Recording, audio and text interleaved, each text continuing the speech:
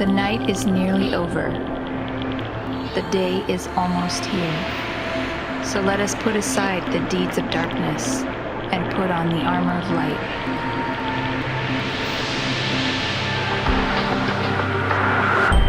And do this, knowing the time, that now it is high time to awake out of sleep. For now our salvation is nearer than when we first believed.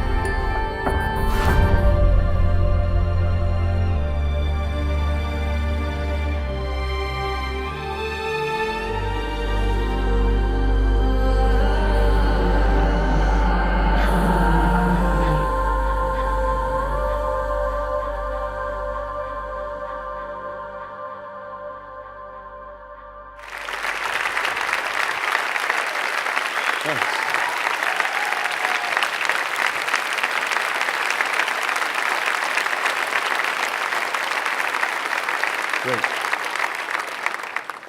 Well, his introductions become more difficult to live up to. You don't help me, you know that. Terrific. We're going to do something different tonight. We're going to be looking at material that will be quite damaging to Islam, and that's the whole intention. I make no apologies for that. I've spent 30 years confronting Islam, 20 years in London, doing it weekly at a place called Speaker's Corner.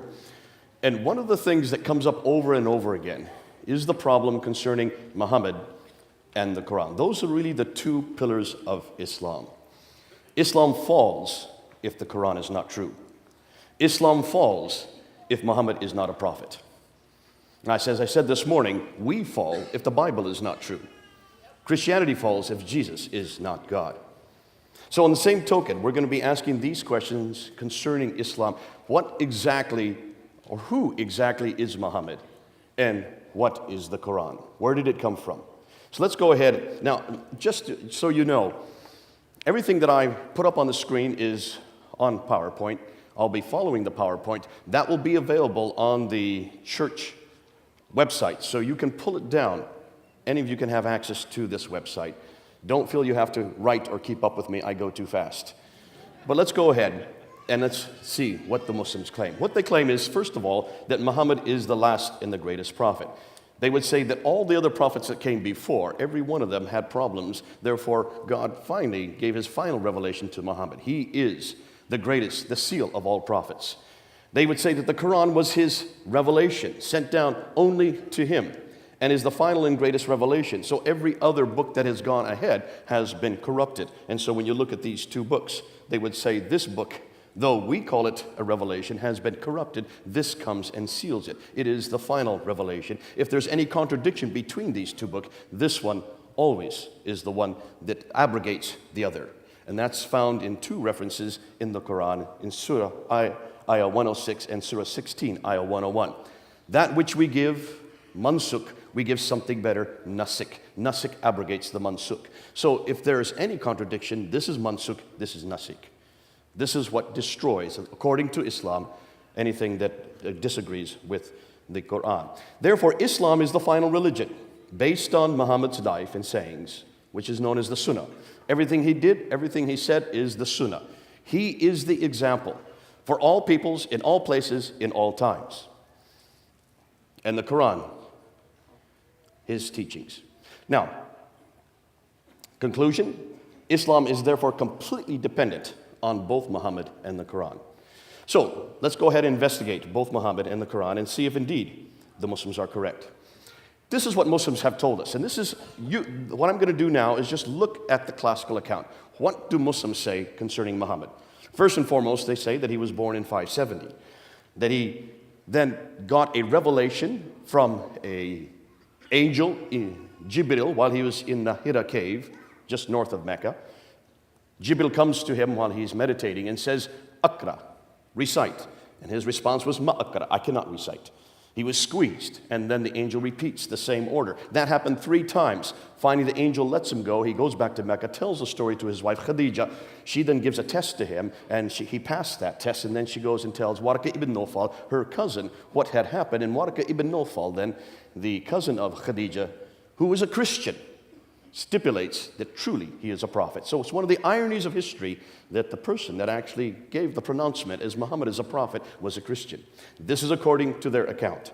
In 610 then, those revelations started coming, and if you look at the Quran and you just basically put it in half. Now this Quran, because it's in Arabic, it starts from the right and goes to the left.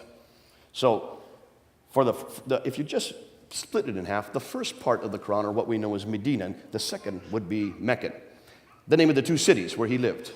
So this would be Mecca, though it's the latter half of the Quran. This would be Medina, though it's the first half. Confusing, isn't it? Just turn it upside down and you get the right sequence. But it basically says that this part, the latter part, was revealed between 610 and 622, the first 12 years. In 621, he was woken up in the middle of the night, told to get on the back of the winged horse called Burak there in Mecca, and he flies up to Jerusalem, where in Jerusalem, on the rock, where the Dome of the Rock is built, he then ascends the seven heavens, meets Allah. Allah tells him to pray 50 times a day. He says, okay. He comes down 2 heavens to the 5th heaven. He meets Moses. Moses says, how many times did he tell you to pray?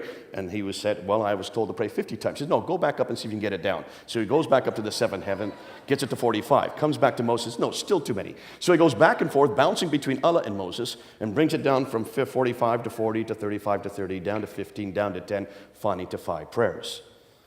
Once he gets it to 5 prayers, then Moses, okay, that's enough. So it's Moses that actually stipulates how many prayers Muslims are to pray a day. Comes back down then to Jerusalem, gets back on the Burak, the winged horse, and flies back to Mecca. That's called the Miraj. That happens in 621. In 622 then, he then moves from Mecca up to Medina. That's called the Hijrah, the Exodus, with about 80, some say as many as 200 followers. And that is because of the problems he's having in Mecca. And then from 622 to 632, the last 10 years of his life, he receives the Medinan material, which is all the first part of the Quran. This material here. Now, there are some Meccan references in Medinan, and there's also some Medinan in the Meccan, but rule of thumb, that's Meccan, that's Medinan. Then from 630, he then goes into Mecca, and he takes over Mecca. He then controls all that central part of Arabia, called the Hijaz, and he dies in 632. Suddenly, some believe he was poisoned. From 632 to 634, Abu Bakr then takes over, rules for 2 years. He dies peacefully. From 634 to 644, Umar then takes over, and he is one of the ones that moves out and starts confronting and basically conquering many of the great cities of the Levant. He conquers Basra, he conquers Baghdad, he conquers Damascus, he conquers Jerusalem, and he conquers Cairo. So the 5 great cities of the Levant are now under Arab control. You notice I'm saying Arab control, not Muslim. You'll see why. That happens under the time of Umar. So by 642, the 5 great cities of the Levant are now under Arab control.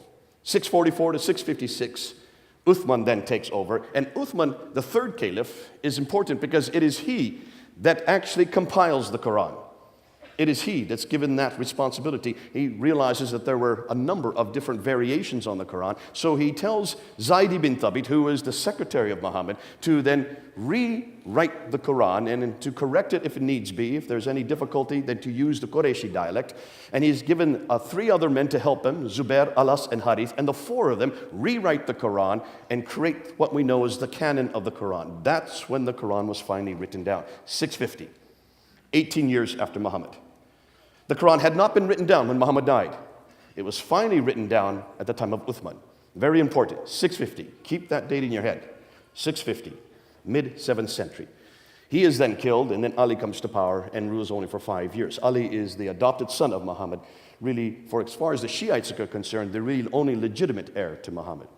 Now that's known, that period, from 622 or 624 up until 661. That roughly 40-year period is known as the Rashidun period. That is the rightly guided caliph period. That is the beginning of Islam. That's the golden period of Islam. That's the classical account. Now, I'm just giving you bare bones, just a skeleton view. There could be many other things I could have added to the story, but that's what Muslims have been telling us for 1,400 years. Ooh, wait a minute. Not 1,400 years. I correct myself. 1,200 years. Why do I say that? Has anybody heard any other account? That's really what you've been taught, is it not? That's what you're taught in your schools. That's what all the Muslims are taught. And in every school around the world, this is the classical account. And there's been no reason not to doubt it, because there's no reason for us to assume that anything else has happened or it could be any different. However, take a look and see, where is it we get that account from? Most of you probably don't know that everything we know about Muhammad himself, his life, is written down in what we call the Siratul Rasulullah, the biography, the life of the Prophet of God. The first man to write it down is Ibn Ishaq. And you can see up there on the, let me just get this thing working. I hope I can get it working so I don't blind myself. Here we go. That's Ibn Ishaq right there. Look at his date, 765. 765. The first biography we have of the Prophet is not written down till 765. He dies in 632. Can you see a problem? The first sayings we have for the Prophet, the sayings are the hadith. These are enormous amount of material. 600,000 hadith were given to a man named Al-Bukhari. Al-Bukhari dies right here. I'm sorry, let's get this right. See his, I'm sorry, Al-Bukhari right here. 870. The first hadith are written down by him. Oh, let me back up. Hold on a minute. Did I say Ibn Ishaq is the first one to write down his biography? That's true, but we don't have any of Ibn Ishaq's material. We're dependent on this man right here, Ibn Hisham, 833. He was a student of Ibn Ishaq. He then takes what Ibn Ishaq has given him, and he throws out what he doesn't like and only retains what he likes. So the only thing we know about Muhammad comes from Ibn Hisham. His date is 833. Muhammad died in 632. Can you see the problem? The first sayings, these 600,000 akhbars that are given to Al-Bukhari, he is then to whittle away that which he doesn't like. He takes it from 600,000 and retains only 7,397. So he throws out 98% of it, only retains 2% of it, and that 2% are the 9 volumes we have of Al-Bukhari. You can go up online and read them. But that is done in 870. That's 240 years later. Then if you want to talk about the tafsir, to understand this book, you need commentaries. And the commentaries are first written down by Al-Tabari. And Al-Tabari is right there, 923. The first tafsir we have, written by Al-Tabari. Now, many other tafsirs that come after that, you have Baidawi, Zamakhshari, Suyuti, and many others. But the first one is Al-Tabari, 923, 10th century. So, put this in perspective. Everything we know about Muhammad, all his life, everything that happened, how Islam began over here, doesn't get written down till over here, 200 to 300 years later. Does that bother any of you? That should bother all of you. 200 years of what? Why did it take 200 years to write down his story? Why did it take over 200 years, 240 years to write down his sayings? And where did they get it from? Who are these people? Did they ever know Muhammad? Not one of them knew Muhammad. Al-Bukhari from Bukharistan. Bukharistan is in present-day Iraq. Al-Tabari from Tabaristan. That's in present-day Iran. These were people that lived hundreds of miles away and hundreds of years later. So what were they dependent on? Well, they were dependent on what we know as oral tradition. Now, let's look at Jesus. Jesus, we know, has a biography written, in fact, not just one biography, we know of 4 biographies written about Jesus' life, right? Matthew, Mark, Luke, and John. We know that 3 of them were written within 40 to 50 years of his life. We know that one, John, wrote much later, about 60 years, but we know that John was an eyewitness to everything he wrote, was he not? Matthew was also an eyewitness to everything he wrote. And Mark and Luke got it from the eyewitnesses. So you have 4 testimonies, 4 biographies of Jesus Christ, written either by those who were with Jesus or those who got it from those with Jesus. We know that all the New Testament was written by the first century. Can you see the difference? We're dependent on 30 to 40 years of oral tradition based on the very eyewitness example of the people that actually wrote it. Islam is dependent on 200 to 300 years of oral tradition. Can you see the problem? As a comparison, if we were to impose on the person of Jesus Christ what Islam is now finding out about their prophet, we would have nothing about Jesus written from within Christian sources until the 3rd century. Can you imagine us getting up here? Can you imagine Jack being able to speak and talk about Jesus authoritatively if everything he was dependent on only began to appear in the 3rd century? we would know who Jesus was. And why would we trust it? Yet this is something Muslims have not acknowledged. So the Western world, especially the secular scholars, are now asking two things. And they're coming up to two suppositions. Islam, as we know it, they say, did not exist in the 7th century, but evolved over a period of 200 to 300 years. And the Quran probably was not revealed to one man in 22 years, but likely evolved over a period of 50 to 100 years. Their conclusion?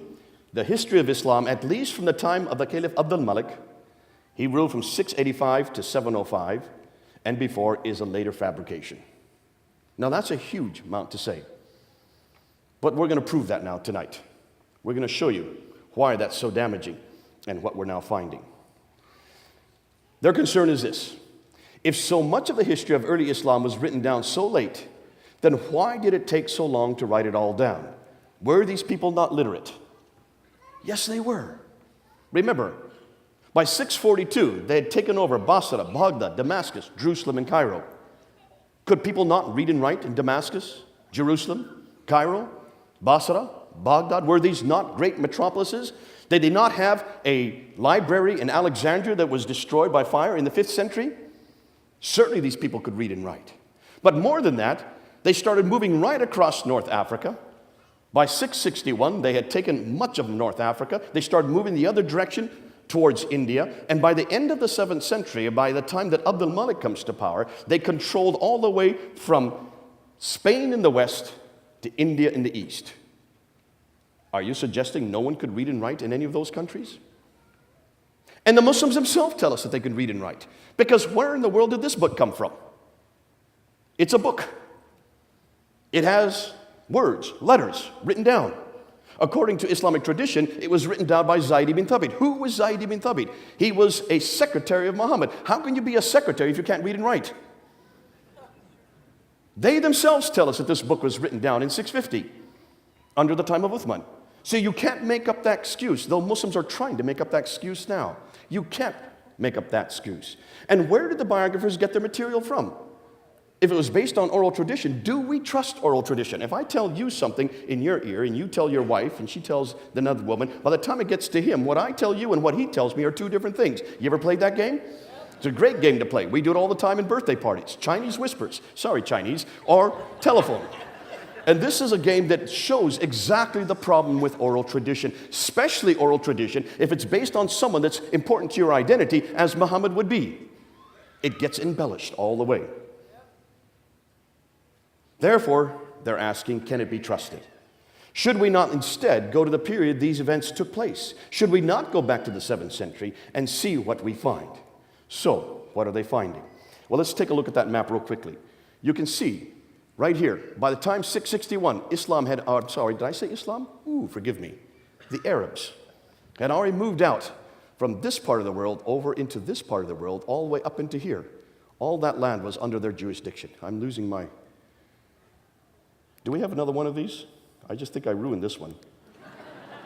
Here we go, there we go, back again. This area, all the way to that area, was under their jurisdiction.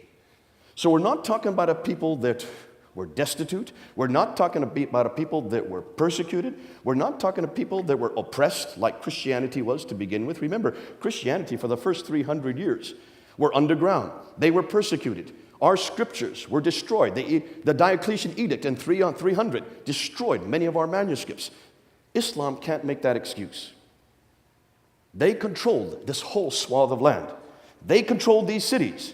There's no way in the world that any of these Qurans should have been destroyed or lost or burnt. So there's a whole new school now that's asking some disturbing questions. Men like Dr. John Wansborough, head of department at School of Oriental and African Studies, who wrote 2 books in the 1970s, Quranic Studies and Sectarian Milieu. These 2 books that were written in the 1970s blew open this whole notion that Islam began with a man named Muhammad. Dr. Hawting, who I studied there at the School of Oriental and African Studies in the 1990s, who has taken much of John Wansborough's material and has put it down to layman's terminology so we can understand it. Dr. Patricia Corona, who was my supervisor when I began my doctorate there in Cambridge University. Dr. Patricia Corona from Denmark, she can read and write 15 languages. all archaic languages. How many of you can read and write 15 languages? Dr. Andrew Rippon from Calgary University in Canada has probably one of the best books written on how to understand this historical material that you can read. Dr. Dr. Hoyland, who is out of Oxford University, he was my second supervisor when I began. He reads and writes 18 languages. These are linguists. These are people that are going back to the original documents. And that's why they're so dangerous. Dr. Yehuda Nevo, out of the University of Jerusalem, who's probably done the best work on looking at the oldest Islamic, or what we know as Arabic inscriptions. And he's probably done a devastating work, we'll talk about a little bit more later, concerning what we now know about Muhammad. And then from the German school, Dr. Luning, Dr. Prin, Dr. von Bothmer, Dr. Oleg, from Saarland University in Saarbrücken have probably done the best work on the Islamic or the Quranic manuscripts. And we're going to introduce some of their material tonight. But there have been 2 books and 1 documentary which are paving the way. And these are books you can read. The first one was written by Dr. Tom Holland. Dr. Tom Holland was a friend, still is. He and I went and had dinner back in 2006. I had just done a documentary with him on St. Paul. I told him at dinner afterwards that I'm not really an expert on St. Paul, but that he, as a historian, needs to change gears. Now, this man has written 3 bestsellers in Britain. He's considered to be one of our most celebrated historians in Britain today. He wrote Rubicon, which is the fall of the Roman Empire. He wrote Millennium, the fall of the Byzantine Empire. And he wrote Persian Fire, the fall of the Persian Empire. So I turned to him and I said, hold it, stop and think, Tom. These empires fell in the 7th century. What came next? And he said, well, Islam, of course. I said, exactly. You're the best equipped to write the next chapter. He said, well, what should I do? What is it you're talking about? I said, well, just write this down. So I gave 10 historical challenges in 2006. He wrote them down quickly, and that's the last I heard of Dr. Tom Holland until last year, 2012. Someone phoned me and said, have you looked at the Sunday Times? There on the cover of the Sunday Times was that book up there on the right, written by Dr. Tom Holland, In the Shadow of the Sword, was featured on the Sunday Times. He was going to have a meeting to introduce that book at Oxford University. So I went to that meeting. As soon as I walked in, he came up to me, grabbed my hand, he says, because of you, I wrote this book. He took 6 years to write this book. He went back to Dr. Patricia Coroni. He went back to Dr. Hotting. He went back to all the best scholars in the world. He took their material and then he wrote it so you can understand it. He has done you all a favor. You need to get that book. Now it's 400 pages long. Don't read it in one night. Right now, as of last month, the hardback, which you see here in Britain, that's the hardback, is number 1 on the bestsellers list for all Islamic books. His paperback, which is the red one right there, is number 2 in the bestsellers list in the Islamic section. Guess what's number 3? The Quran. Both the hardback and the paperback are outselling the Quran. Now, your edition is this one right here. Yours is in white. I don't know why they've changed it. It's the same content in between. It's just a different cover. Go and get that book and read it, because it will explain much of what I'm going to talk about tonight. Then last year in August, a year ago, August 28th, he showed a documentary on Channel 4 television, which is one of our major channels there in Britain. It's only 90 minutes long, and he took what he had written in the Shadow of the Sword, called it Islam, the Untold Story, but he bent over backwards not to come to any conclusions. And he even had a Muslim scholar on the show with him to react to what he was saying.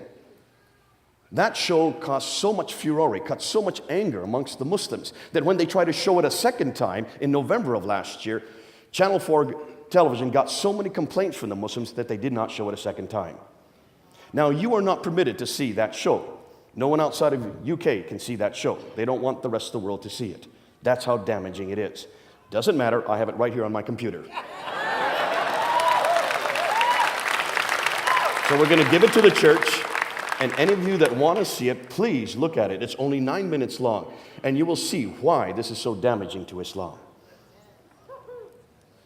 Now, another man is Dr. Dan Gibson. Dr. Dan Gibson is an archaeologist. His father was an archaeologist. His grandfather was an archaeologist. He grew up in an archaeological environment. And he decided to move to the Middle East. And for the last 20 years, he has been living amongst the Bedouin, moving around the Middle East and looking at all the geographic places that are mentioned in the Quran. When you look at the Quran, you will see there are many geographical locations. And he came out last year with this book, Quranic Geography. Now, you can buy the book if you want to, but just go up online and order the PDF. It only costs $15. Get it, look at it, and see what it says. Because this book is going to do damage, enormous damage, to the emergence of Islam. And you'll see why. I'm going to share some of that material tonight.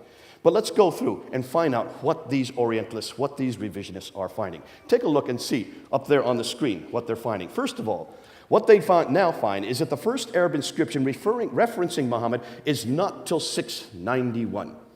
We hear nothing about Muhammad from any Muslim sources until 691. Muhammad died in 632. It takes 60 years before any Muslim or any Arab refers to his name. That's curious. Secondly, the first reference to the people called Muslims is not till the 690s. There's no reference at all to anybody called Muslims until 690. Now remember, who is ruling the Arab world in 690? Abd al-Malik. Abd al-Malik came to power in 685, and from 685 to 705, he was the ruler. It is he that introduces Muhammad's name. It is he that introduces the name Muslim. What is the name that these people who were conquering all these cities called themselves? They call themselves Saracens. They call themselves Maghrites. They call themselves Ishmaelites. They call themselves Hagarenes. They call themselves Muhajiruns. What does that mean? A Saracen really is a name for an Arab. The Ishmaelites and the Hagarenes, that's, of course, their inheritance. They look back to Abraham through Ishmael to Hagar. The Maghrites, that's the place that they come from. And the Muhajiruns are those who are in Exodus, those who are basically roaming, going from one place to another, nomadic. The Muhajirs, the ones who do have an Exodus.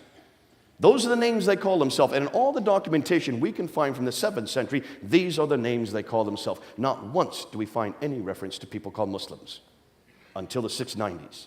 That's troubling. There's no reference to any religion called Islam until 691. It is first introduced on the Dome of the Rock in Jerusalem, where Amir is from. It is there on the Dome of the Rock, on the inner ambulatories, that we find the first reference to Muhammad as a prophet. It is introduced by Abd al-Malik in 691, and then introduced on coins in 692. So we have no reference to Muhammad as a prophet, or any reference to the Muslims, or any reference to a religion called Islam until 691, 60 years after Muhammad. Now here's the hardest part. The first reference to Mecca is not till 741. Ooh, Muhammad died in 632. We're going to come back to that. That's so significant. We have to come back to that. And the first biography of Muhammad, as I said earlier, is not till 833. Now, Dan Gibson wanted to look, and he noticed that when you look at the Quran, you will notice reference after reference, about 65 references to geographical locations in the Quran. And what was interesting, 9 places are named, and the 3 that are named most often are the place called Ad, the people of Ad, 23 times, the people of Thamud, 24 times, and the people of Midian, 7 times. But these people in Ad, and these people in Midian, these people of Thamud are not anywhere near Mecca. Mecca is down here. These people all live up here, 600 miles further north. So if these people are being referred to all the time in the Quran, why is it they're not close to Mecca, where they should be? They're much too far north. We've got a problem with Mecca. There's only one reference in the entire Quran to Mecca. I don't know if you know that. But there are many places in the Quran where it says the settlement where the prophet came from. Even Muhammad's name is not referred there. Only 4 times will you find Muhammad's name in the Quran. Always you'll find the messenger, or the prophet, or the place of the prophet, or the settlement of the prophet. But it doesn't say which prophet. Muslims haven't put the name Muhammad in there in parentheses. They've included it in there. They've imposed it in there. But that's not what it says in Arabic. Did you know that? So we know there's a prophet. We know he comes from the settlement. But who is this prophet, and from what settlement? That's what we're trying to ask. When you look at Mecca, you will see it also has many problems. According to the Quran and according to the traditions, It mentions this settlement where the prophet comes from is in a valley, has a parallel valley, has a stream going through it with a pillar of salt right outside of it from which the prophet would go past in the morning and come back in the evening. The pillar of salt, that of course, is the wife of Lot. With fields, trees, grass, clay, loam, olive trees are there in this settlement. And that mountains are overlooking the Kaaba. It refers to the Kaaba. But take a look at Mecca. Mecca has no valley. It's a plain. It has no stream. It only has one well, the Zamzam well. There is no pillar of salt anywhere near it. That's 600 miles further north. There are no fields. There is no trees, grass, clay, loam. There are no olive trees. There are no olive trees in all of Arabia. The only olive trees you'll find are around the Mediterranean, 600 miles further north. Mountains overlooking the Kaaba, the closest mountains are 5 kilometers away. There's a problem. Mecca is not in this valley. It has none of these listed above because it is too arid and too dry. Why hadn't anybody noticed this before? The Kaaba that is mentioned, we are told that it resides in the mother of all settlements, but doesn't say where that settlement is. Tradition tells us it is where Adam and Eve were cast down to in Surah 7, Ayah 24. And Muslim tradition tells us that that reference is referring to Mecca, but it doesn't say so in the Quran. That comes from the traditions that are written in the 9th and 10th century that say it's Mecca. And if that is the case, that means Mecca is the oldest city in history if Adam and Eve were sent there. According to the traditions, it's in Mecca that Abraham, I had no idea Abraham lived in Mecca, but that's what the traditions tell us, that Abraham lived in Mecca and that he rebuilt the Kaaba along with his son Ishmael. It's traditions that tell us that Mecca is the center of trade, north, south, east, and west. And that's where the trade route theory comes up. We know about the trade route theory because some of the Westerners actually were the ones that constructed it. But take a look at the trade routes in the 7th century. This is a map from the 7th century looking at all the trade. And take a look. That question mark is where Mecca is. Mecca is not on any trade route map. Mecca is not listed anywhere in any map. There's no reference to Mecca in any documentation from the 7th century. Take a look and see what is listed. Petra. Petra is the center of the trade, right up there. Mecca should be right there. There's a big question mark there, where Mecca is today, but not on any trade route. And take a look at the trade route. This map here, Dr. Patricia Corona looked at, and I hope this, I'm having a little bit problem with my pointer, but see if this works. All the trade was coming from India and China over in here. And of course, they could have gone this direction to get over to the Mediterranean world, but you have mountains. They have the Himalayas and the Hindu Kush. So they had to take the trade across the Arabian Sea here from the western coast of India. And usually they went up through the Persian Gulf and then over into the Mediterranean world. But then there were big wars between the Sassanids, who were the Persians, and the Byzantines, who were the Christians. And they were warring at each other for about 200 years in the 5th, 6th, up to the 7th century, which meant that all the trade had to be redirected down through the Arabian Sea over to Aden, down here in the south, taken off board ship, and they went across on this line, going right up through Najran, Sana, up to Taif, then according to Islam, down to Mecca, up to Yathrib, which is the archaic name for Medina, and up to Tabuk, Khaybar, and on up to Gaza in the north. That's the trade route theory. Have you all heard this theory before? Every Muslim tells me about this theory, and every Orientalist has said that's the trade route theory. That's what made Mecca rich. My 10-year-old son saw a problem with that theory. See if any of you can see a problem. Don't look at me, look at the map. Do you see a problem? Does anybody see a problem with that theory? Mr. Navy man, you should know it right away. There you go, the Navy man gets it. There's a sea going right up the west coast. Why didn't they keep it on board ship? That's 1,250 miles by sea. Remember, Dr. Patricia Crone found that you can go 50 miles by land for the same price as 1,250 miles by sea. It's much cheaper to go by sea. That's why we even do it today. All the cars that you're driving out here that are Toyota, that are all the other products that are coming from China do not come overland. They all come by sea because it's prohibitively expensive to take it overland. You've got to protect it. You've got to maintain the camels. You've got to feed them. You've got to also make sure that no dacoits come and destroy your goods. Therefore, why in the world would they take all their goods off board there at Aden? Patricia Corona asked this question in the 1980s, and she wrote a book in 1987 called Meccan Trade and the Rise of Islam. She wrote it while she was head of department at Cambridge, at Oxford University. That book, read it. Basically, she asked a very good historical question. If there was trade going across there, why is it no one took a look at this map? Because right there in Taif, the trade route comes down off the plateau. All of these places, Najran, Tabuk, Khaybar, Taif, Yathrib, they're all on the western plateau. Mecca is not on the western plateau. It's off the western plateau 1,000 feet. From Taif, you have to go down 1,000 feet to get Mecca and then come back up 1,000 feet to get to Yathrib. Why had no one noticed that before? She said, this doesn't make any sense. So therefore, reading and writing 15 languages, she went back to all the original documents. She went back to all the trading documents from the 2nd, 3rd, 4th, 5th, 6th century. She went back to all the historical documents. She went back to Cosmas, to Theodoretus, to Herodotus. He went back to all these historians who were writing in around this part of the world, and she noticed that they all refer to trade going all the way to India, but the trade was all coming from here, in Africa. It was the Eritreans. It was the Agilus. The name that comes up over and over again is Agilus, the capital of Eritrea at that time. They were in charge of the trade. Why? Because they love boats. Arabs don't like boats. They like camels. They are nomadic. They're not boat people. No wonder there was no names, no Arab names whatsoever here on the west coast of India. All the names were African. It was the African sea trade that controlled all the trade. So therefore, she asked, well, then what do we know about Mecca? Therefore, what was the importance of Mecca? She scoured all the books. She couldn't find any reference to any place called Mecca until 741. 741. Muhammad died in 632. That's over 100 years before the first reference she could find of Mecca, and that was found in the Apocalypse of Pseudo-Methodius Continuato Byzantia Arabica. That's a big title. I'm glad I don't have to say that too often. 741. And the first map that showed Mecca on it was not till 900. No map before 900 had Mecca on it. If you don't have Mecca, what are you going to do with the Qibla? Now, the Qibla is a direction of prayer that every Muslim must pray. They must pray towards Mecca. They must pray towards that building right up there. They must pray to the Kaaba, which is right there. There is the sanctuary today. That's what it looks like today. Here are the thousands, millions of people who go to Mecca to do the Hajj every year. 2 million every year.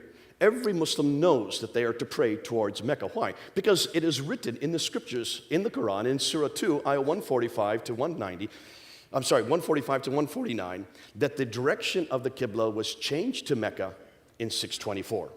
So 624, every mosque must be facing Mecca. More than that, if you're praying anywhere around the world, you will notice that when you go to a mosque, you have a mihrab, this little structure here that shows where the direction of prayer is. When I was in Kuala Lumpur, in my hotel room, there was the Qibla right there on the wall, showing me what direction to pray while I was there in Kuala Lumpur.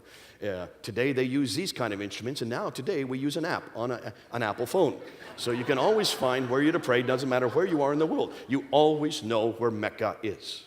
The Qibla is sacrosanct and has been canonized since 624. So that means every mosque should be facing Mecca, right? Because there were no mosques before 624. Remember, Muhammad died in 632. They didn't move out of Mecca and Medina until 638, when they started taking over Basra, Baghdad, Damascus, Jerusalem, and Cairo. So there were no mosques prior to 624. Every mosque after 624 should be facing Mecca. Well, Dan Gibson wanted to ask that question. And so he therefore decided to look at the earliest mosques. We do know that Dr. Creswell and Dr. Fehervardi, back in 1905, when they went to Iraq and when they went to Egypt, they uncovered the two oldest mosques in Iraq that they could find, and they dug down to the original floor plans, the Wasit Mosque and the Kufa Mosque there in Iraq, and the Fustat Mosque in Egypt.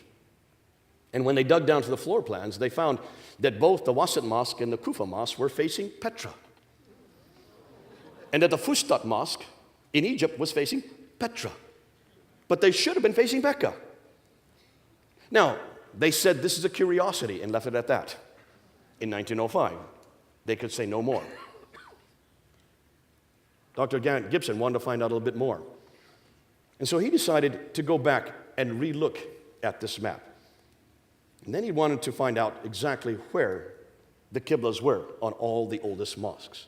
And so he went and visited all the mosques, and then he took pictures from space, because he wasn't interested in where the mosques were facing today. He wanted to see where the original floor plans for the mosques are. And the only way you can do that is to look down and see where the original enclosures are. from archaic days. And look what he found. The Great Mosque of Guangzhou in China, built in 630. The Qibla is facing Petra. It should be facing Mecca. This is post 624. The Humayma Mosque in southwestern Jordan, the Qibla is facing Petra.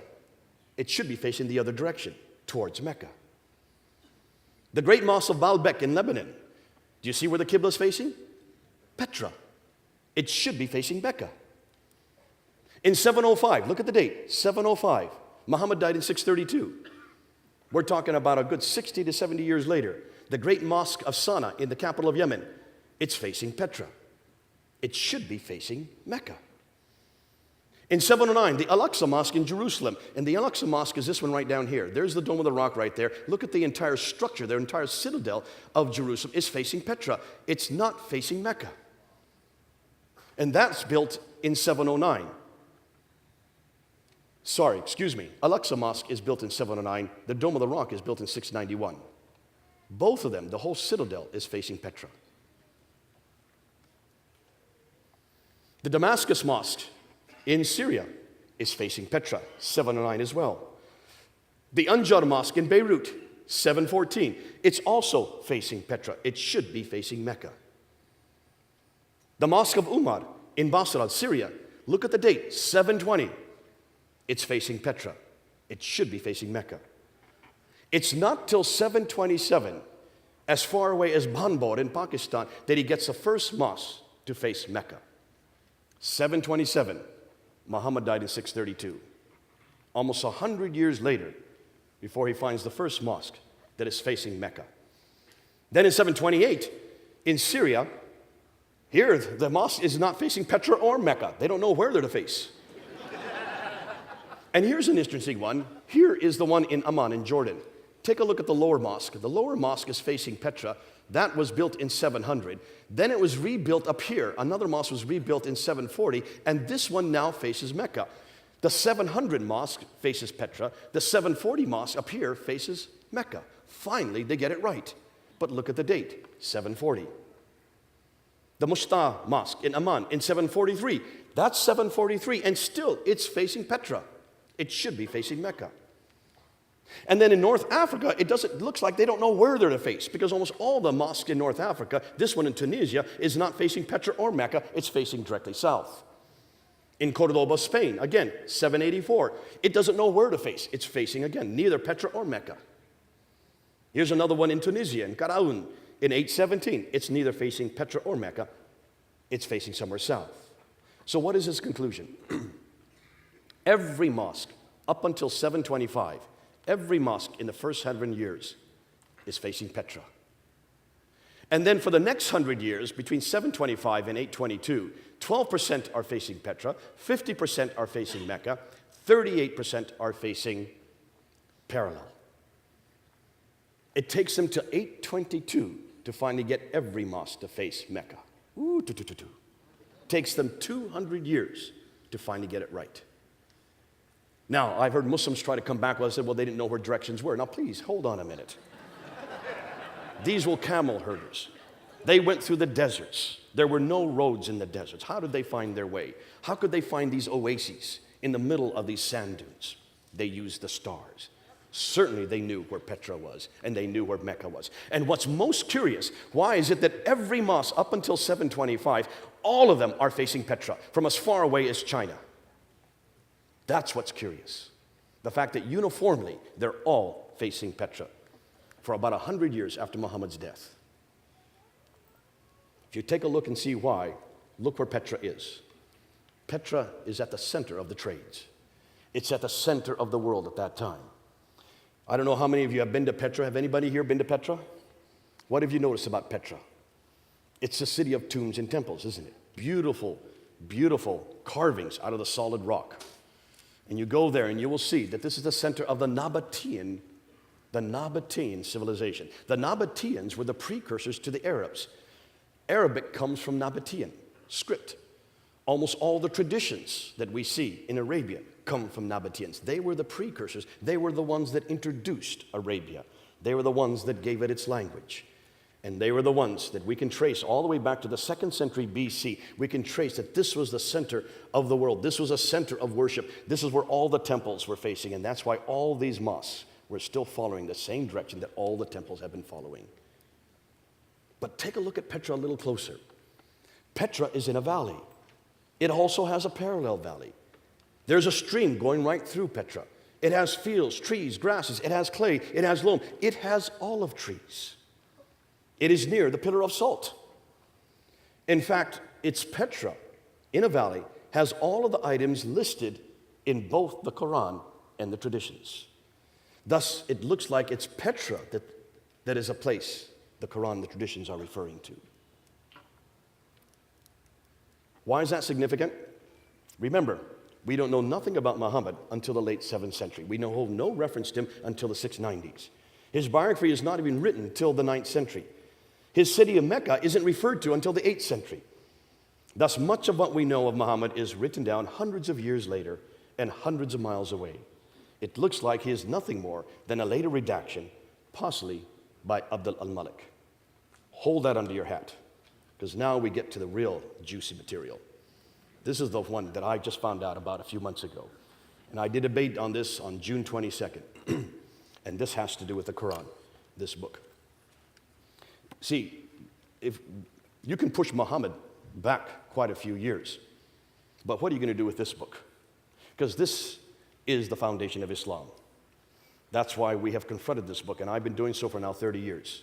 What are we going to do with this book? Because this book is what every Muslim has to adhere to. This is the book that has always been. This is the book that is uncreated. This is the book, according to Surah 85, Ayah 22, that comes from those eternal tablets that have always coexisted with God. Therefore, it's co-eternal with God. This book cannot be critiqued. This book cannot be criticized.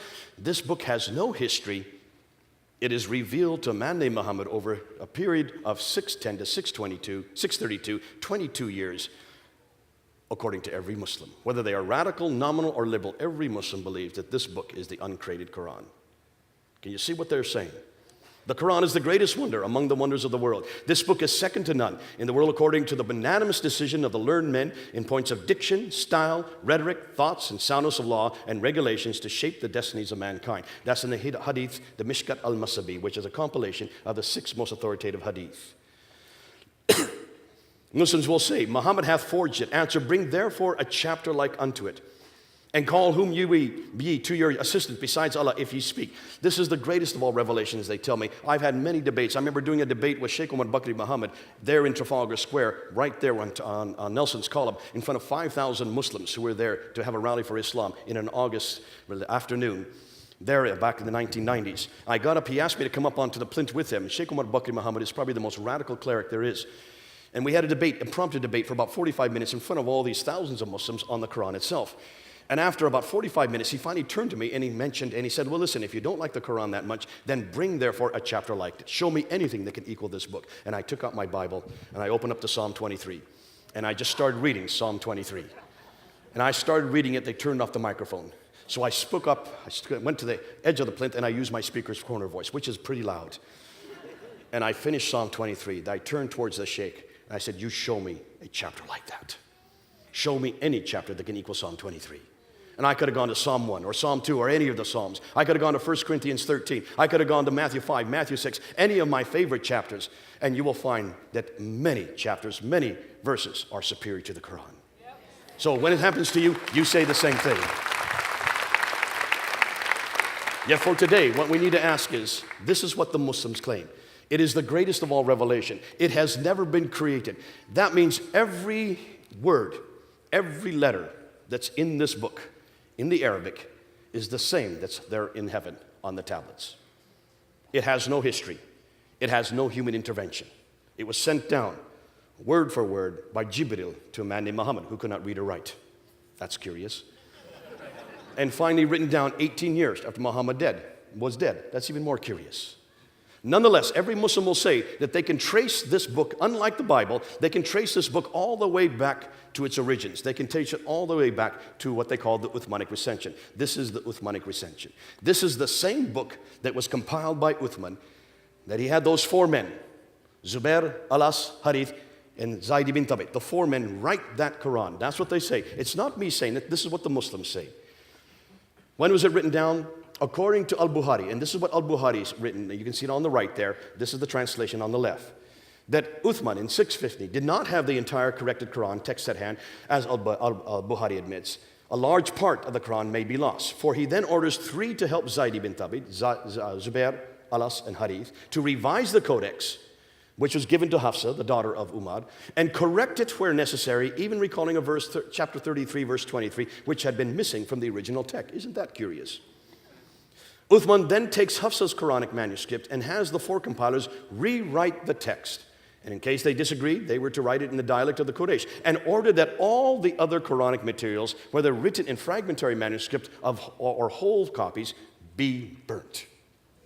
Why would you burn manuscripts? Unless they disagreed. He then sent every Muslim province 1 copy of what had been copied. And that's what Muslims have told me for 30 years. And that's what you've heard, that 4 copies were then made of the original Quran. 1 was left in Medina, 1 was sent to Basra, 1 was sent to Baghdad, and 1 was sent to Damascus. Have you heard this? Every Muslim will tell you this. And if there are any Muslims here in the room tonight, you will agree that there have been 4 original copies. Where are those copies? That's what we're asking tonight. Where are those copies? And I've asked this for 30 years. And in every debate, I've asked, where are those copies? Now, Muslims always tell me that 2 of the copies still exist today. One is called the Topkapi manuscript, which is in the Topkapi Palace, there in the Topkapi Museum in Istanbul, in Turkey. And the other is called the Samarkand manuscript, which is in Tashkent, in Uzbekistan. This is the Topkapi manuscript, and there's a picture of it.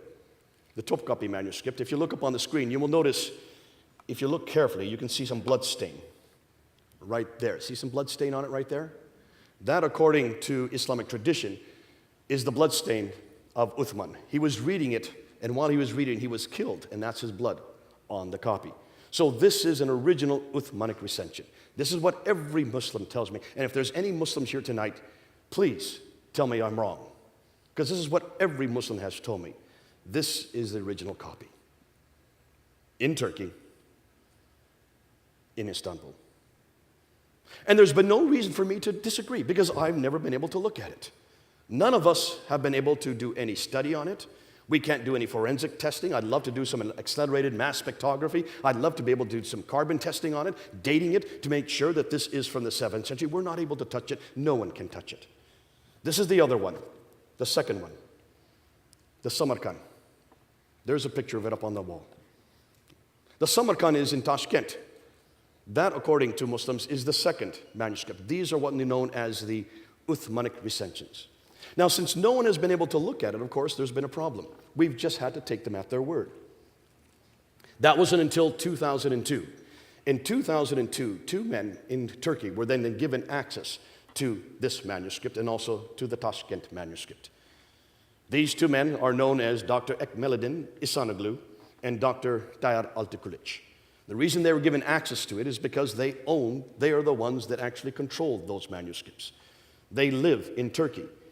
Dr. Tayyar Altikulic is the world's scholar, leading scholar in Quranic studies, ex-president of Turkish Religious Affairs, deputy in the Turkish parliament. He was given access to it in 2002, and for 5 years, he was able then to look at it from 2002 until 2007.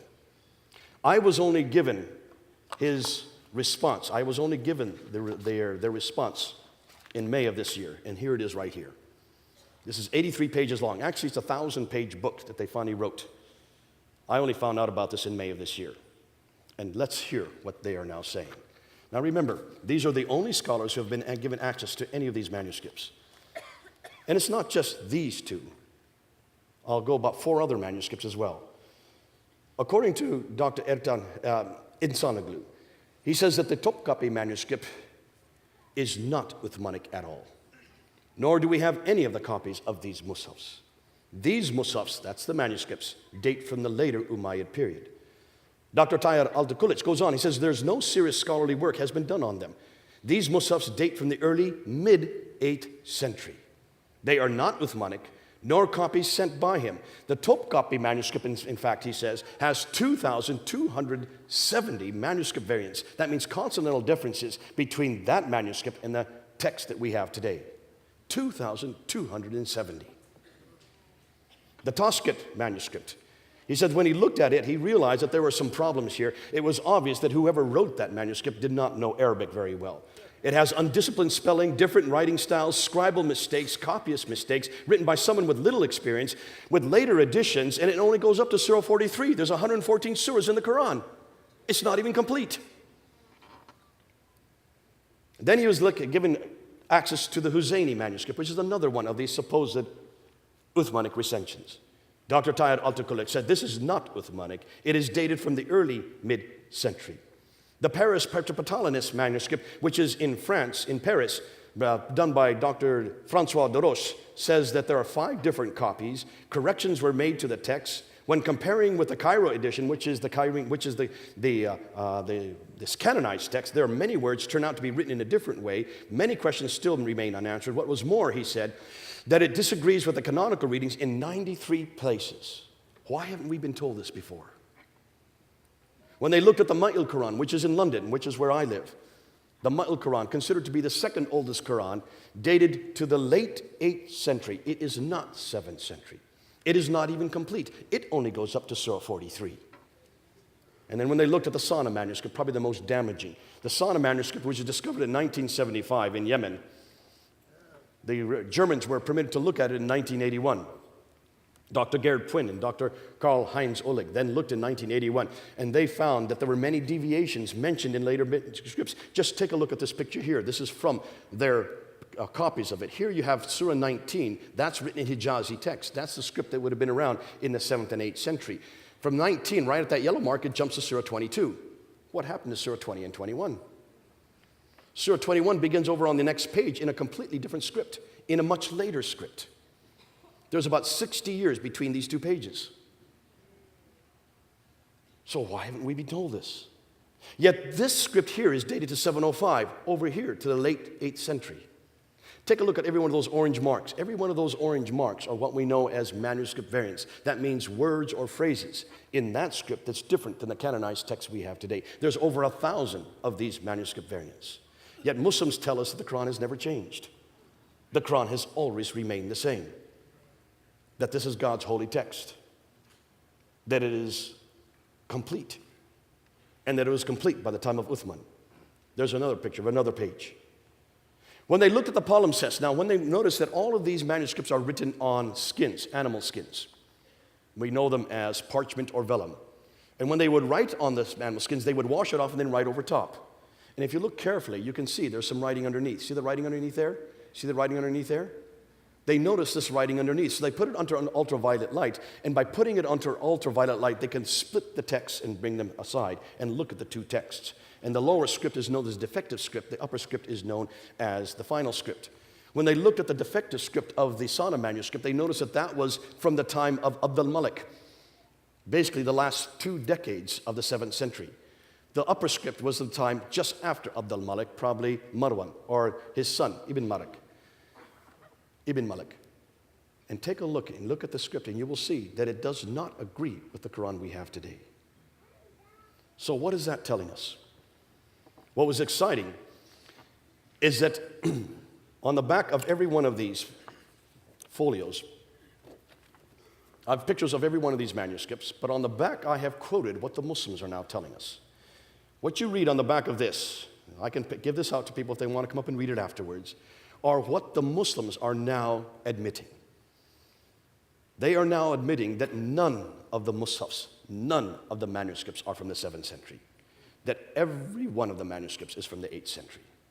Which means that the first manuscripts that even appear, that even come into existence, don't come into existence until 60 to 70 years after Muhammad. There is no manuscript that's earlier than that. Ooh, I love this. It makes my job a lot easier. Can you see why this is so damaging? Because if the first manuscripts that we see here, all these manuscripts, the Husseini manuscript, the Paris Petropatalines manuscript, the Ma'il Quran from London, the Sana manuscript from Sana in Yemen, if all of these manuscripts do not appear to the 8th century, then you can see, of course, what this is going to do to Muhammad. This means Muhammad had nothing to do with the Quran. And in one fell swoop, we have destroyed the Quran and Muhammad simultaneously. And what happens to Islam?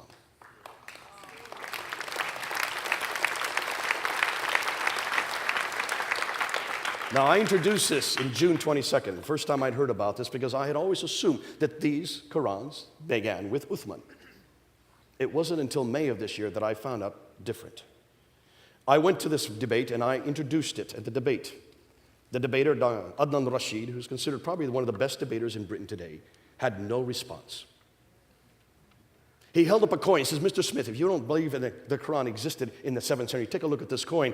There you can see the name of Muhammad written on it. There you can see the Shahada. I said, exactly. Do you know who made that coin? His name is Abdul Malik. You just made my point. He introduces that coin in 691. I've just got done saying that. It is he that introduces Muhammad as a prophet on that coin and also on the Dome of the Rock. It's Abdul Malik who is the one that creates and begins the first Quran. It's Abdul Malik, the one that names who the prophet's going to be. It's Abdul Malik who is one that introduces the name Muslim. It's Abdul Malik who introduces the name Islam. It all begins with Abdul Malik. You're going to hear this name more and more. And have you noticed that all the mosques are facing Petra until immediately after Abdul Malik, and then they start to face Mecca? It all begins with Abdul Malik. So who is Abdul Malik? He was the caliph from 685 to 705. He is the one that is known as the great Arab reformer. He takes and creates an identity for Arabs. And what do you do when you try to create an identity for Arabs? Remember, they had already taken over Basra, Baghdad, Damascus, Jerusalem, and Cairo, these cities that are all over the Levant. They had now taken over all of North Africa, gone all the way to India in the east and Spain in the west. This they did by the end of the 7th century. But all their traditions were dependent on Judeo-Christian prophets. All their traditions come in the line of Isaac, and they're not from that line. They needed a prophet who comes from Ishmael. So what do? You create a prophet. And you redact it back to the man who started the conquest. And we know that Muhammad is historical. He is the one that begins the conquests. He dies in 632. But if he's a prophet, he has to have a book. So you start amassing and borrowing from many different sources. And look at the Quran. It is full of borrowing. 70% of the Quran we can now trace back to Jewish apocryphal writings and Christian sectarian writings. There's nothing new under the sun. They borrowed right, left, and center. But when you start compiling it, there are going to be different Qurans. You can see there were different schools. There was one school in Damascus where a man named Abu Ubay ibn Ka'b had a manuscript that was different from Basra, where there was another Quran that was written by a man named Ibn Musa, which is different from another Quran that was in Baghdad named Ibn Masud, which is different from another Quran that was in Medina, written by a man Zayd ibn Thabit. You remember those names? These are all in their traditions. I'm referring to their own traditions. Dr. Arthur Jeffries in the 1930s looked at all these traditions, and he just looked at what they said about the Quran. And when he looked at the Quran, he found out that there were 11 different Qurans mentioned in the traditions, and there were 15,000 differences between these 11 Qurans. Now, why haven't Muslims told us this? Can you see it makes my job a lot easier? But can you see what we're doing tonight? Everything I've said tonight is now agreed by Western scholars. Western scholars are now concluding that the earliest Quranic manuscripts begin to appear in the 8th century. Muslim scholars conclude that the earliest Musafs appear in the 8th century. And now, finally, Islamic Awareness. Islamic Awareness is probably the biggest Muslim website that deals with manuscript evidence. They've been a pain in our side for the last 30 years. Go up on their website and look at their manuscript section. They are now quoting Dr. Tahir Altakulich. They have to. They have no other choice. And they are, for the first time, finally admitting that there is no complete manuscript at all in the 7th century. Isn't this great? Isn't it great to be living at this time? Can you see that we have now used the same traditions? Remember, the same thing was said of our Bible back in the 1800s. Wellhausen, there in Tübingen, there in Germany, started attacking our Bible, saying that much of the Bible is nothing more than redactions, many oral traditions, folk tales that were put together possibly in the 6th century BC, redacted to a man named Moses in 1400 BC, about a man named Abraham in 1900 BC, but that we can't trust any of it. Remember when that came out? And there was a documentary hypothesis, and then there was the redacted criticism, there was source criticism, there was literary criticism, higher and lower criticism, and by 1905, this had moved down into the seminaries, had come down into the churches, and all across Europe, the churches were decimated. Destroyed the church by 1905. So that today in Europe, only 5% of people go to church. See what historical criticism has done to our Bible. But we were jacked up. We realized we've got to do our homework.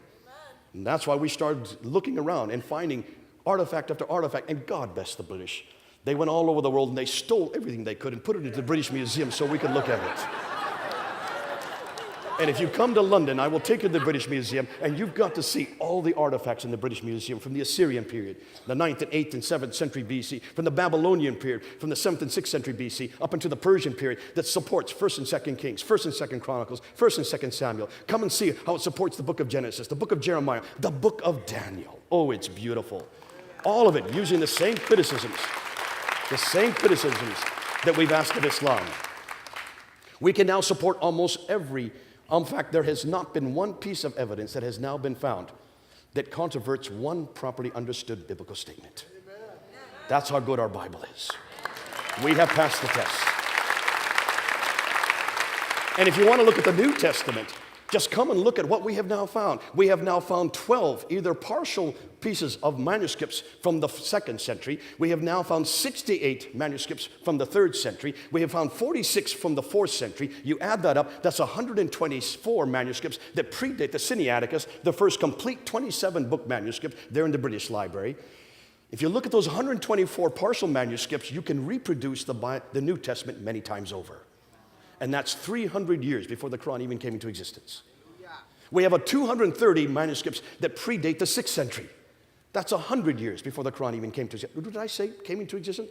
Oh, excuse me, the 8th century. The first Quran only begins to appear in the 8th century. Ooh, I love my Bible.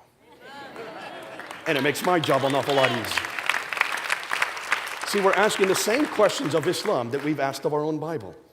We've passed that test. The Bible passed every test. Source criticism, redacted criticism, the documentary hypothesis, every one of them have been answered. And that's why I take my Bible everywhere I go. And I love it when they say it's been corrupted. I just ask two simple words, where and when? Where and when? And then I have the platform to just talk about my Bible for the next hour. And you can do the same. You can do the same. Islamic Awareness has now agreed that all the Musafs, all the earliest manuscripts, that includes the Topkapi, that includes the Samarkand, that includes the Sana manuscript, that includes the Ma'il manuscript, that also includes the Huzayni manuscript, and also the Petropatalus, Paris manuscript. Every one of those earliest 6 manuscripts are all from the 8th century. None of them from the 7th century. So therefore, if the Western scholars agree, if the Muslim scholars agree, if Islamic Awareness agrees, therefore, I conclude that if the earliest Musafs begin to appear in the 8th century, then Muhammad had nothing to do with the Quran. That's my conclusion. Now, I was there in the mid-July, I was there on the ladder, and I looked down into the crowd of Muslims that were below me, and I noticed that one of the Muslims in the crowd was from Islamic Awareness. His name is Mansour Ahmad. He's one of the writers for the Islamic Awareness. He had his camera on me as I was showing these different pictures of these different Musafs, his Musafs. I turned to Mansour and I said, everything I'm reading comes from your website. And I just read from his website, quote after quote after quote. I said to Mansour, you say that the Quran has never changed. You tell me that the Quran is perfect. You tell me that the Quran is complete.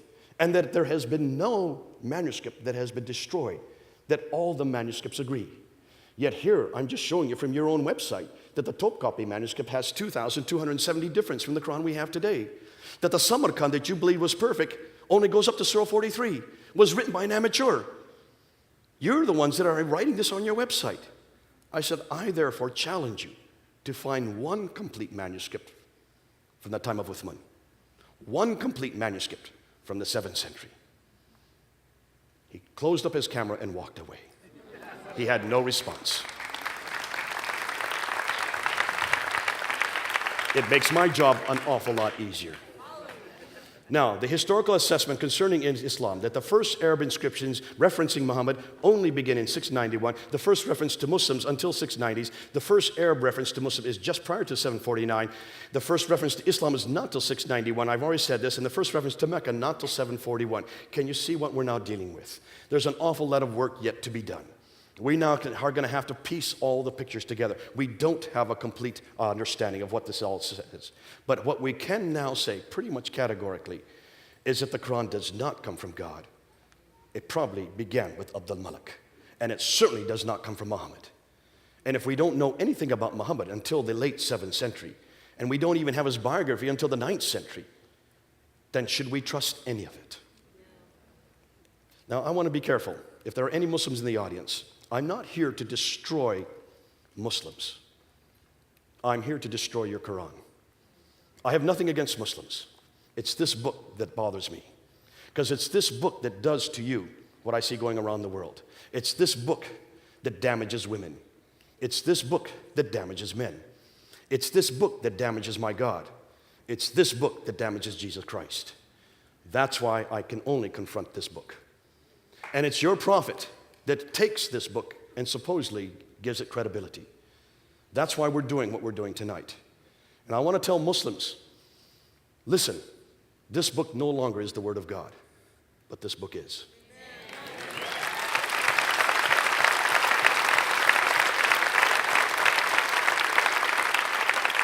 Please don't give up God. Come on home to this God. Please don't give up revelation. Come on home to this revelation. Please don't give up Isa. Come on home to Yeshua, the real Jesus. I love the passion of Muslims. I love the fact that they do love God and they want to obey God. I just want to bring them home to the real God. I love the fact that they are willing to give their lives for their Quran. They don't need to anymore. Give their life to Jesus Christ. So I ask Muslims in the audience tonight and those who are watching, please, I'm not here to destroy you. I'm here to bring you home. Come on home.